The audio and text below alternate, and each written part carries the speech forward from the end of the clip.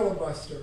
Everybody knows that I trained for a triathlon once with a guy who did the Ironman thing, in Hawaii. Like, he was he was like a Ferrari and I was the dump truck. But he said, "Do you talk underwater too?"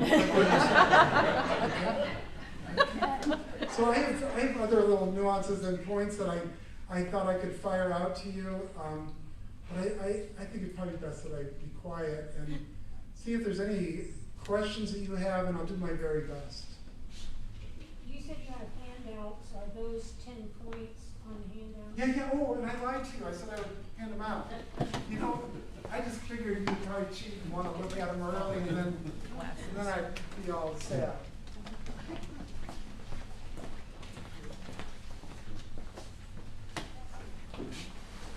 Yeah, those are my that's really kind of all the slide stuff and a little bit more. Anything else? I don't want to keep you late. You said that you felt like the bishops turned against what was already written, like you signed a contract saying, "I'm going to follow this."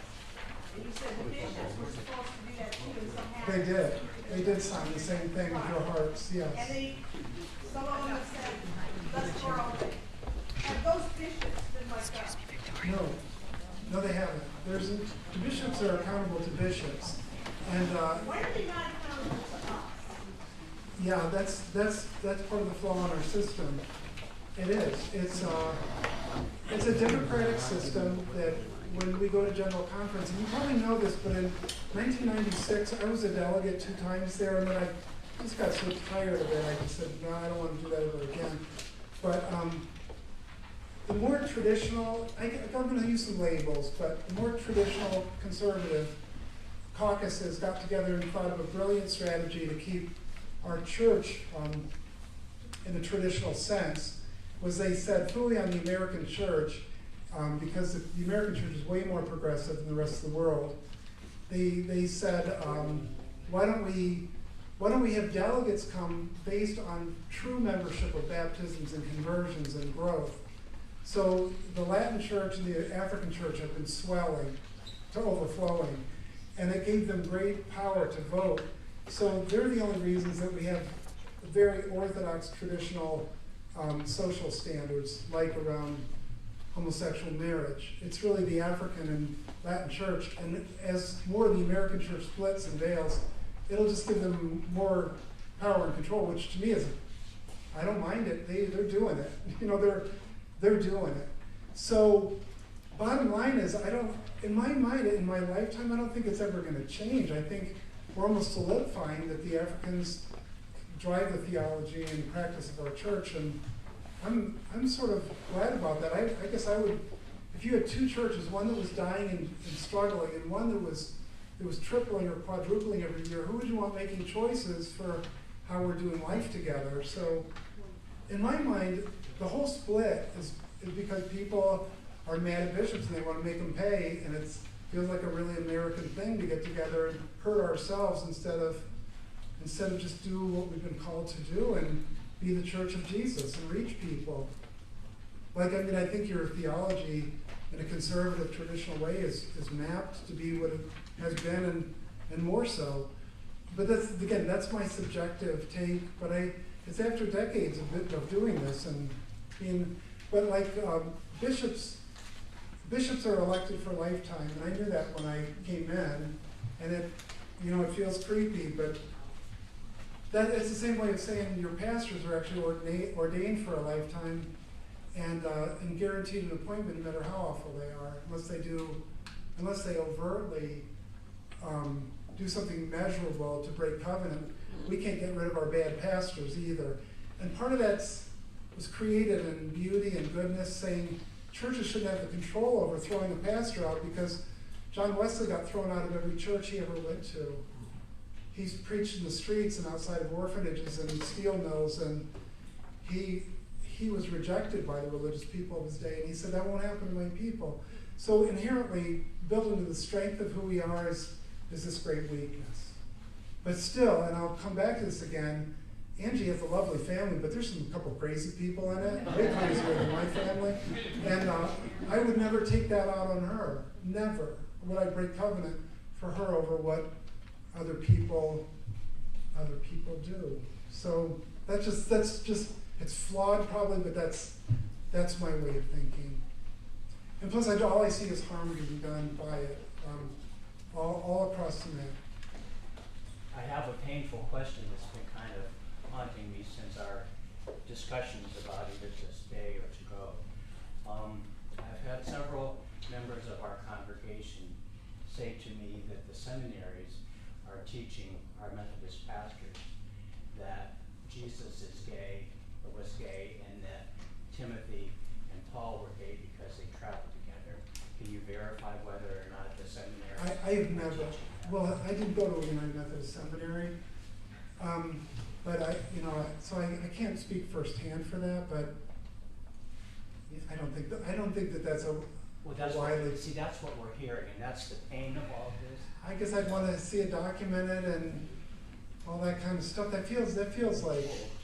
I mean, that feels like slander unless you can give a source. But I've never. I mean, I've been to continuing ed things at Bethesco, and I would be more traditional conservative by label than they would be, but I never heard radical stuff around. Yeah, no, I've never heard that from the mouth of any professor or.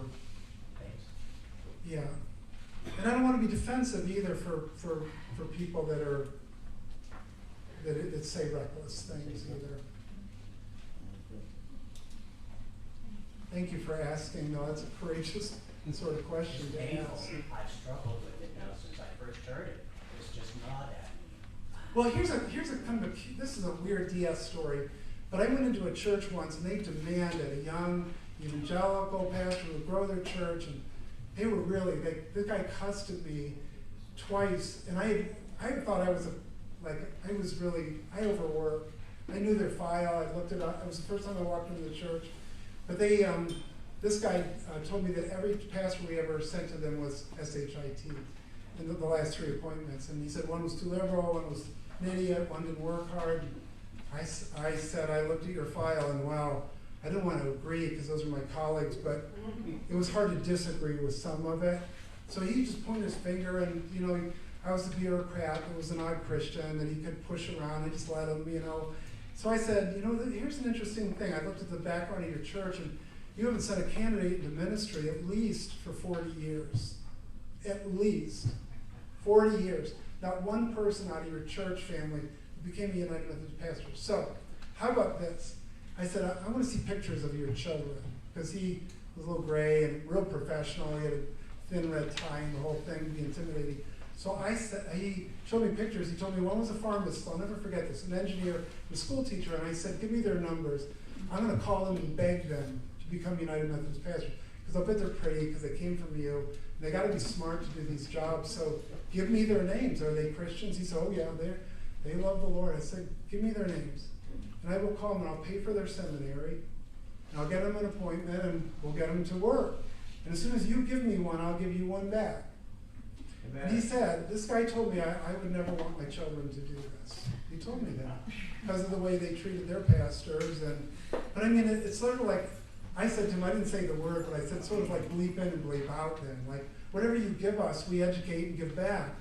And when we start getting the brightest and best from our local churches that could be company presidents, and pharmacists and doctors and attorneys and really honest custodians, we'll start giving you back better people. That's just the thing. Last year there were, I think, 32 retirements and local pastors that stepped in. We had one person that came from our church that was ordained. One.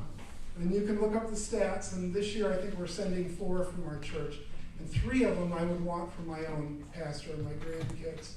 But I think churches need to start developing discipleship processes that give us the best and brightest, and then you'll get them back, and churches will be in better shape. But we're not getting that right now. We really aren't. We can blame seminaries, and probably rightfully so in some situations, but gosh, I mean, we're really generous about where people want to go to school. When I went to Ashland, it was the United Methodist Church helped to support my education at a non-United Methodist Brethren evangelical school. So we speak our game around inclusivity. Like, I mean, it goes both ways. And some of it is that we're just not attracting young people because they don't want to do this.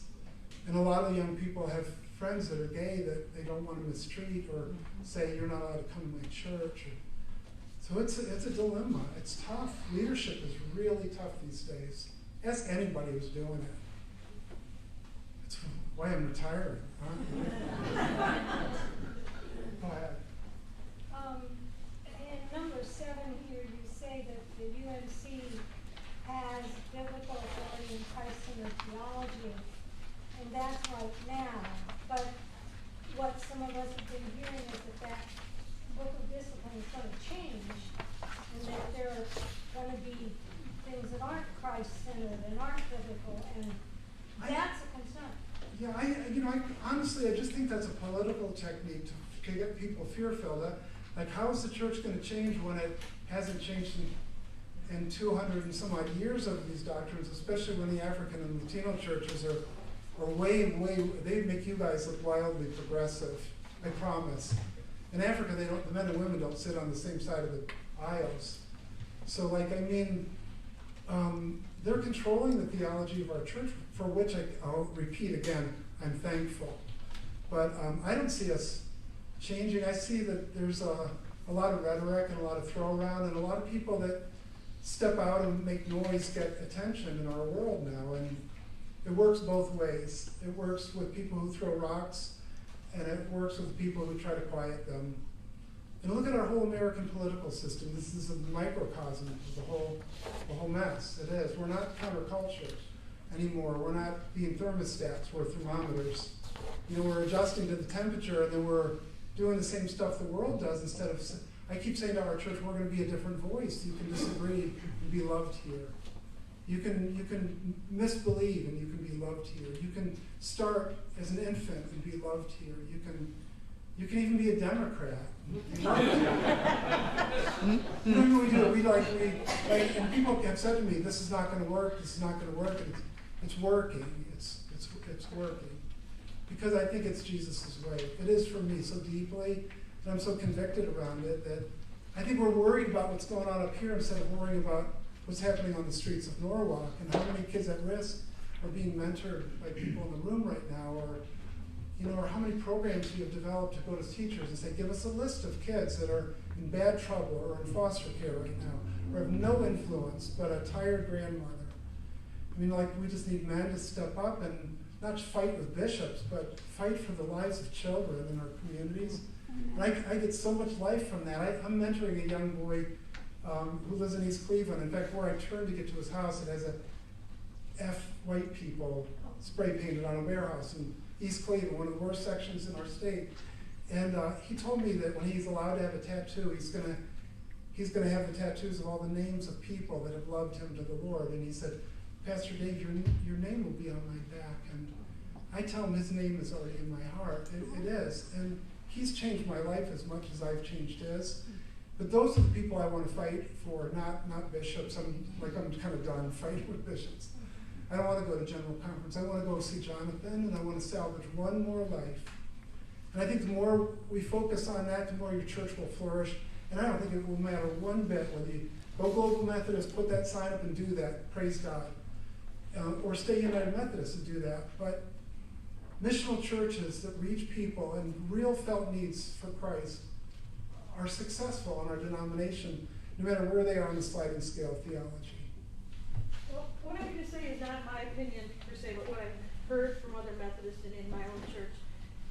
A lot of people resent the fact that we have to act like this is a gay issue and that Thank you. That we don't like gay people and we're prejudiced and I don't know anybody in my church who would not grab a hand of a gay person and pray with them. I mean, it's just not where we are. But that's what our letter had to state, yes, that it was all about those issues. And that's not who we are. Yeah. That's not the issue. I hear you. Now come back here.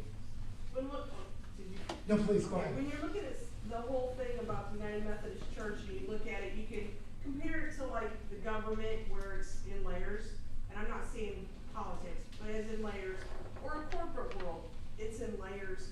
And I know that every corporate job I've ever had, and I've worked at Fortune 500 companies, if I sign a contract with them and I break the contract, I'm done.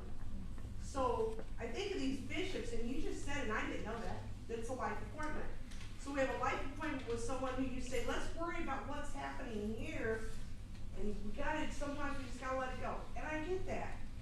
But if I have bishops that are above us, that are making stuff that filters down to us, and they can break their covenant, they can break their contract with us, and we can never oust them. Jesus Christ himself did not like the layers of religious crap that stood up there, and he flipped the tables and he says, this is not how it's supposed to be.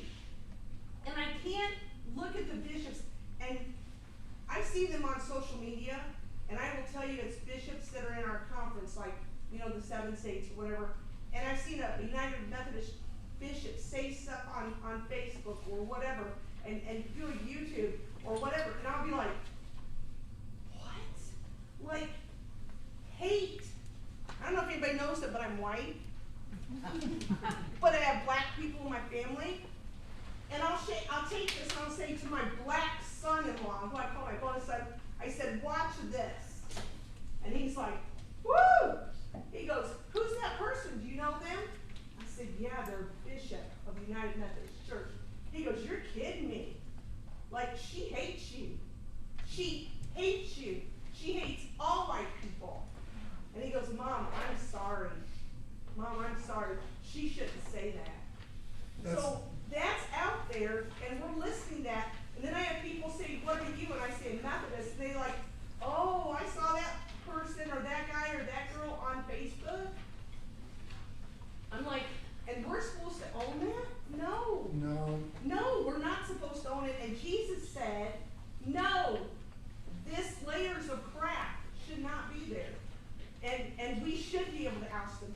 Maybe instead of us wanting to change and get away from the United Methodist Conference, United Methodist should say, you know what, we do need to make some changes. We need to make this so it's not a life appointment. And if they break the covenant and the thing, they need to be gone. It's hard to disagree with. I'm not disagreeing with that. And I'm not trying to whitewash to say, you know, that's really hard to disagree with.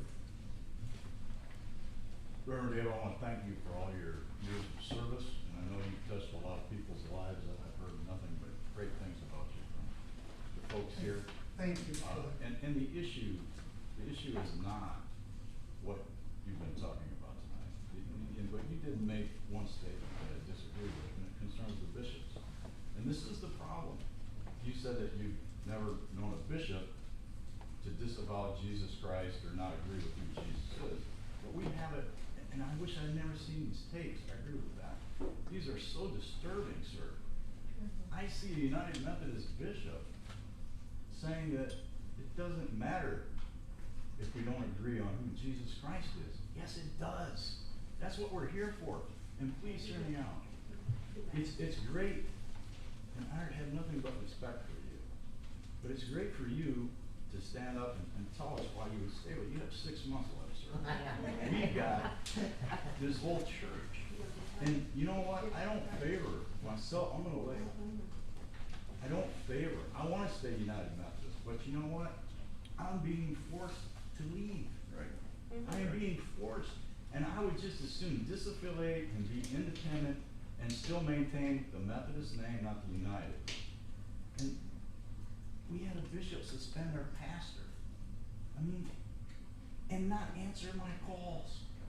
Not even give the staff parish relations committee a chance.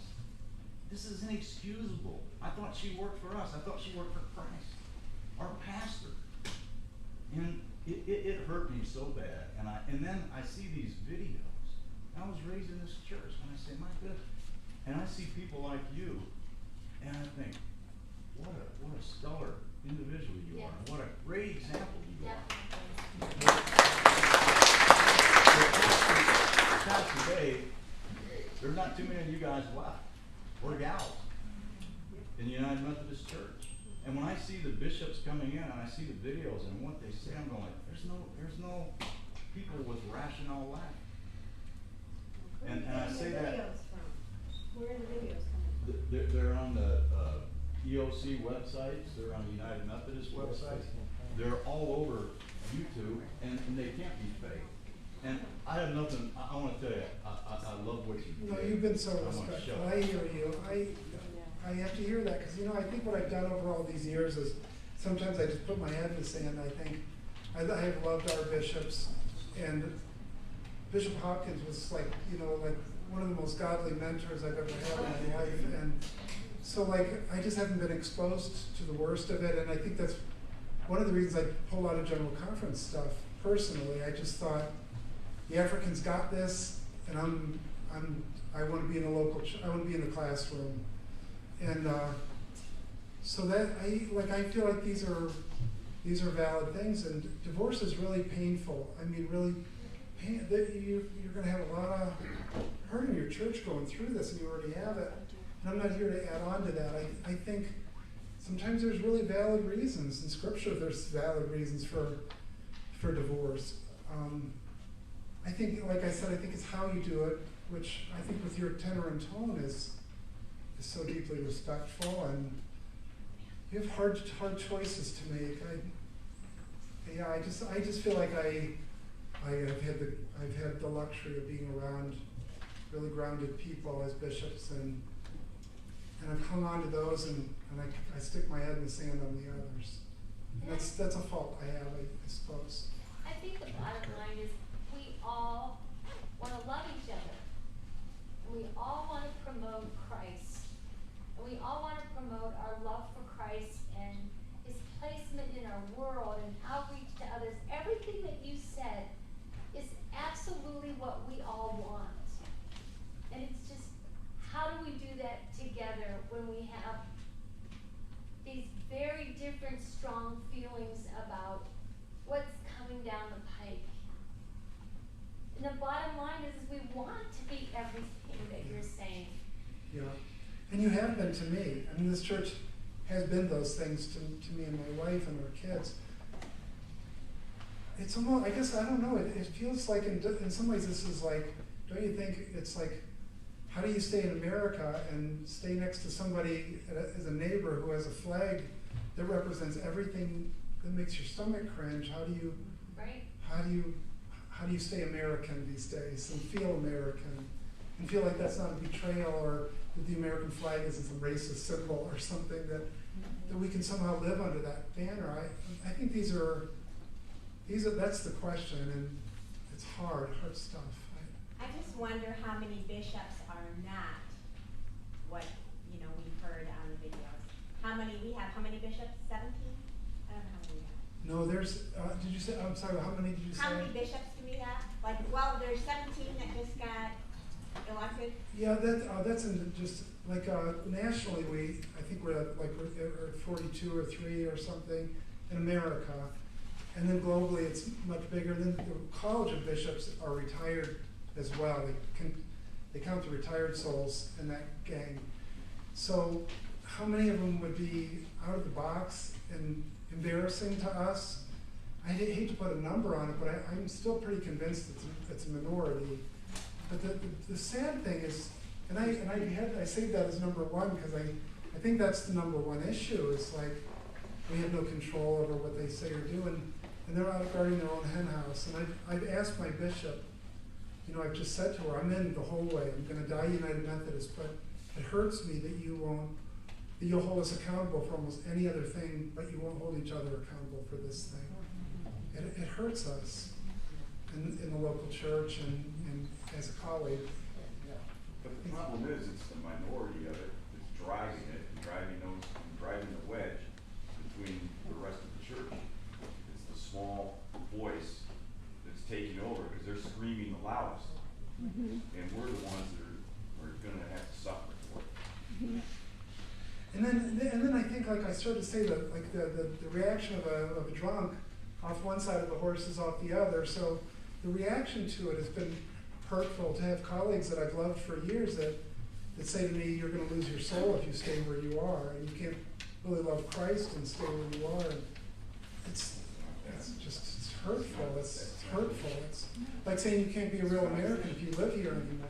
Was that a peer that said that to you, or a bishop? A peer, the person who started the Global Methodist Church in our conference, said that personally to me, and in letter form to every lay leader in our conference, in order to get people to be angered and frustrated. So it's both sides that are inflaming. It's both sides. Like, to be moderate is to be seen as milquetoast, and so you can't be. You have to be outrageous. I blame it all on Doritos. You know, like, you couldn't use that. It has to be extreme. And then extreme sports, extreme politics, extreme church. And the louder you get, the more people listen to you. Go ahead. I'm hoping you can help me out with my perception of what I've heard. And first I want to say I appreciate how much you're Christ-centered and biblical-centered you were with all your points that you're making. I think it's so very important. But it seems like, from what I've heard and what I'm hearing, is that as far as the book of discipline goes, that they're, and I don't even know how to say this, except that it seems like they're bishops who are going rogue. Yes. You know, and it seems like okay, if we have rules, why do we have these rules if we have the people who are quote unquote in charge not following those rules? And is it these people these bishops who I'm considering going rogue, is it because they're the most vocal? Are they getting the most exposure? And I was just hoping you can address part of that. It's very shocking to me, and I'm relatively new to the Methodist Church. I'm a fallen Presbyterian. Don't hold that against me. But just because I'm trying to understand the Methodist way of things, and it's very shocking to me to hear someone who's not only just going rogue with the way the church government's supposed to be, but you hear these, I would say, heretical things that they're saying. I have almost no answer for that. Okay. I wonder why around that table there can't be a voice of accountability and collection of, and I think that's the crux of the split, is that people are hurt and angry about that, and we've always had I think the Methodists have always been sort of progressive, and then that goes to an extreme as you go along the way. But we were the first to let women in to be clergy, and around civil rights, around slavery, when people use the Bible to keep people as slaves. I think it's been the United Methodist Church that has always been like to push against culture some. So I think that maybe some of that prophetic voice, they feel like that's a prophetic voice to push against what's traditional. And maybe the origin of it is sweet, and the outcome of it these days seem really ugly to me. But it's baffling that we don't have a stronger voice around the table. But some of our bishops that were frustrated have walked out too, instead of holding that too. And I'm disappointed with them. I want them, like we always want people to be like us. But I want them to be like me. I want them to say stay and don't leave, and get the African bishops and gang up on these people and stop it. But so I just avoid it. I just put my head in the sand and think I have lots of stuff in our local community, and it's a fault.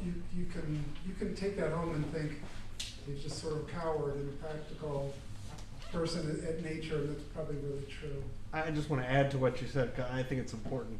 I think it's important to be prophetic, certainly as a pastor and as a bishop.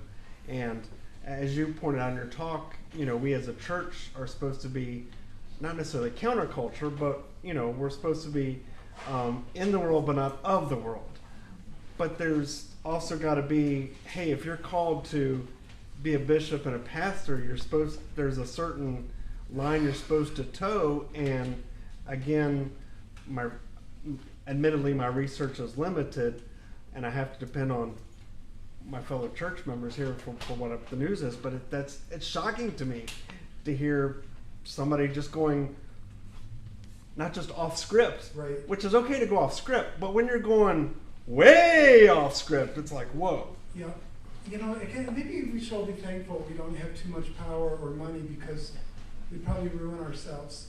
You know, the fact that that I'm not Adam Hamilton, you know, is probably a really good thing, because when you're a centipede, you don't know which foot to put forward first, and you make a mess of things. But